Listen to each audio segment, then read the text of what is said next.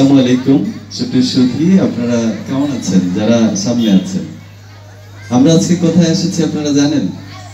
আজকের যে আয়োজন সেটি হচ্ছে গ্রামে বইমেলা। বইমেলা হয় কোথায়? ঢাকায় 21শে বইমেলা, এরপর শহর কেন্দ্রিক। গ্রামে বইমেলা ব্যাপারটা একদমই নতুন।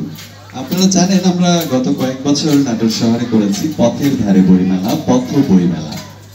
সেই কনসেপ্ট থেকে আমাদের এই যে আজকের আয়োজন বিনোদ বিহারী চৌধুরী সংগ্রহশালা এবং পাঠাগার ও হাতিয়ান্দা গণগ্রন্থাগার, এই দুটি প্রতিষ্ঠানের উদ্যোগে বই মেলাকে একেবারে প্রান্তিক আপনাদের কাছে নিয়ে এসেছে। যারা আছেন সামনে তারা প্রত্যেকেই শিক্ষার্থী। আপনারা এই বই মেলা থেকে অনেক বই আসবে, সংগ্রহ করবেন, আর বই পড়াকে সবাই গুরুত্ব দেবেন।